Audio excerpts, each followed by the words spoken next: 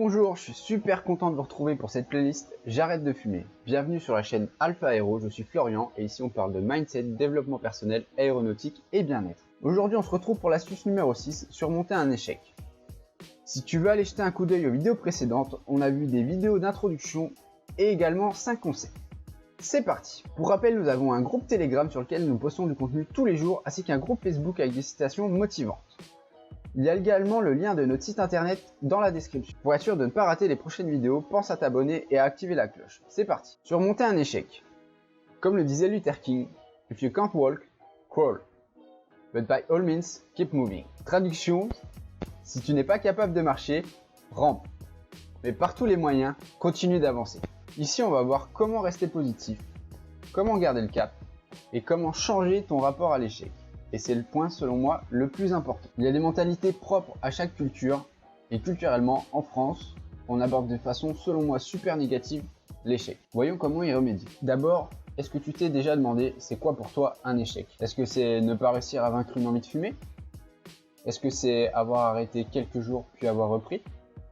Quelques mois? Quelques années?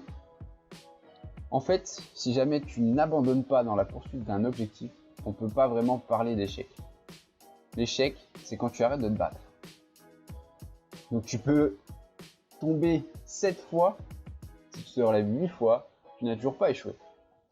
C'est pour ça que par la suite, dans cette vidéo, on va arrêter de parler d'échecs et on va parler de revers. Et des revers dans la vie, tout le monde en prend dans la... Et des revers dans la vie, tout le monde en subit. On continue. Surmonter un revers.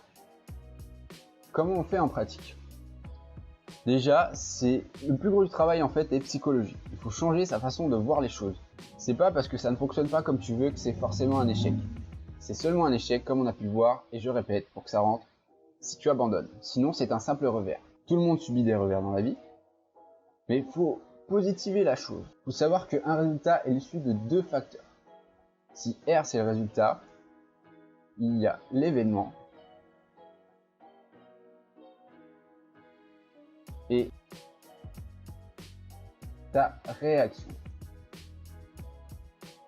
Souvent, et même tout le temps, on ne choisit pas les événements qui nous arrivent. Par contre, on est toujours maître de notre réaction. Tu peux voir les choses différemment plutôt que d'être négatif par rapport au revers.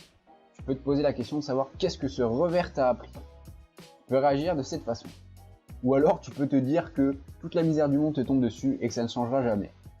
Bon courage. Et chaque revers s'est mis sur ton chemin pour une bonne raison. Qu'est-ce que tu as appris qui te permet de te rapprocher de ton objectif? Tu as sûrement appris quelque chose grâce à ce revers. Et c'est ce que tu as appris qui va te servir dans ta prochaine tentative pour te rapprocher un peu plus de ton objectif. Des exemples avec ma situation perso. J'ai été fumeur pendant 5 ans. J'ai arrêté 1 an, puis j'ai repris. Est-ce que pour autant j'ai abandonné? Non! Non, non, non, non!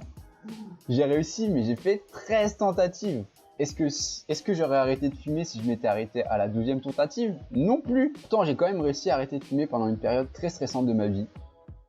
Et ça m'a pas empêché d'y arriver. Comment j'ai réussi et quel a été un des éléments indispensables? J'ai arrêté de me rabaisser après chaque revers. J'ai essayé de positiver mes revers et arrêter de les voir comme des échecs.